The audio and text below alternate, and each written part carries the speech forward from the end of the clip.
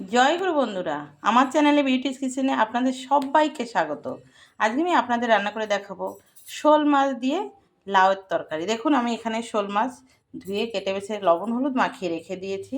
আর আমি শোল মাছ লাউ, এই যে লাউ আমি কেটে ধুয়ে রেখে দিয়েছি, লাউ কেটে বেছে ধুয়ে রেখে দিয়েছি। একটা আলু ছিল, সেই একটা আলু আমি দিয়েছি, আলু না দিলেও হয় লাউয়ে, আমি দিয়ে দিয়েছি। দেখুন বন্ধুরা, আমি কড়া বসিয়ে দিয়েছি, কড়াতে আমি এবার তেল দিয়ে দেবো মাছ ভাজার জন্য। তেল দিয়েছি, তেলও গরম হয়ে এসে, যেহেতু কড়া বেশি গরম হয়ে গেছে, তেলটা যেন চট করে গরম হয়ে গেল। তেল গরম হয়েছে, এবার মাছ দিয়ে দিচ্ছি। এভাবে আমি সব মাছ দিয়ে দেবো। দেখুন বন্ধুরা, আমি মাছ দিয়ে দিচ্ছি, আমার মাছ ভাজা হচ্ছে। আমার কিন্তু শোল মাছের বাচ্চা নিয়ে আসছে, যেহেতু শোল মাছ বড় শোল মাছটা পাইনি, তাই শোল মাছের বাচ্চাটা নিয়ে আসছি। তো এবার আমার ভাজা হচ্ছে। দেখুন বন্ধুরা, মাছ ভাজা হয়ে গেছে, এবার আমি একটু একটু হলেই নামিয়ে নেব। মাছ ভাজা নামিয়ে নিয়েছি। এবার এই মাছের তেলের ভেতর আমি লাউটাকে দিয়ে দেবো। লাউটাকে এবার আমি মাছের তেলে নেড়ে ছেড়ে আমি এবার লবণ হলুদ দিয়ে দেবো। দেব হলুদ, লবণ,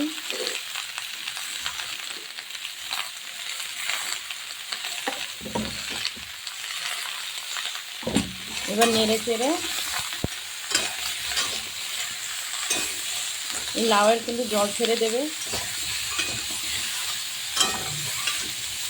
আমরা এভাবে কিন্তু ডুমো ডুমো করে লাউ দিয়ে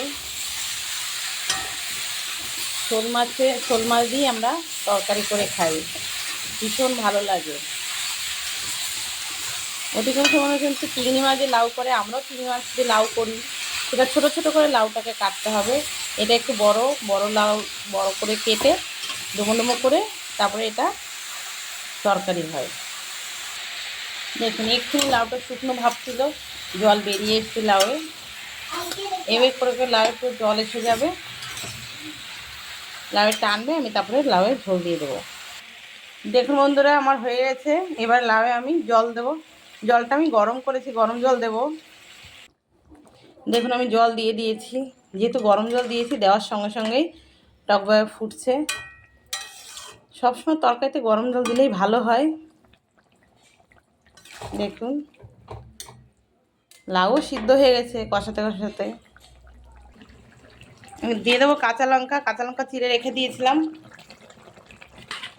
লাউয়ের তরকারি কিন্তু কাঁচা লঙ্কা দিয়েই হয়, এতে কোনো শুকনো লঙ্কা কোনো মশলা লাগে না। আর রাঁধুনি ফোড়ন,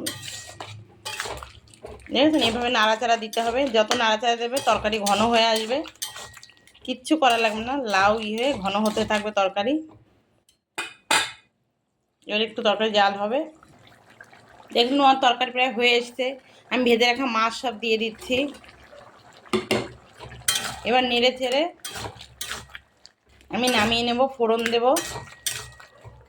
লাউয়ের তরকারি কিন্তু ফোড়ন দিতে হবে, এক ফোড়নে কখনো লাউয়ের তরকারি ভালো লাগে না।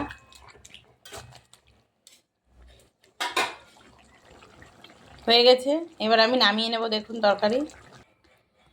দেখুন বন্ধুরা, আমি তরকারি নামিয়ে কড়া ধুয়ে বসিয়ে দিয়েছি, কড়া গরম হয়ে গেছে। এবার আমি কড়াতে তেল দিয়ে দেব ফোড়নের জন্য।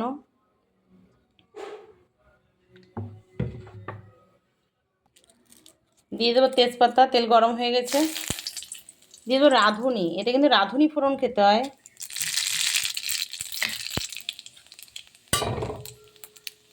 এবার এটা একটু রাঁধুনিতে একটু লাল লাল হয়ে আসবে, আমি ফোড়ন দিয়ে দেবো, তরকারি ঢেলে দেবো। এবার দেখুন, রাঁধুনি লাল হওয়ার পর একটা সেন্ট বেরোবে, তরকারি আমি দিয়ে দেবো। দেখুন, তরকারি আমি দিয়ে দিয়েছি। এবার এটাকে আমি নেড়ে চেড়ে নামিয়ে নেব। ধনেপাতা দেবো এবার নামানোর আগে। ধনেপাতাটা আমি দিয়ে দেবো, কুচিয়ে রেখে দিয়েছি ধনেপাতা। এবার ধনেপাতাটা দিয়ে নামিয়ে নেব।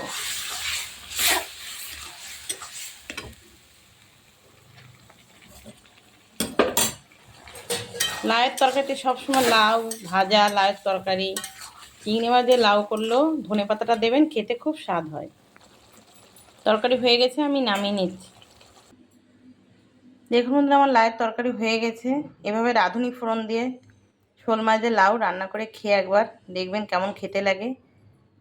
রান্না করে খেয়ে আমাকে কমেন্ট করে বলবেন খেতে কেমন লাগে।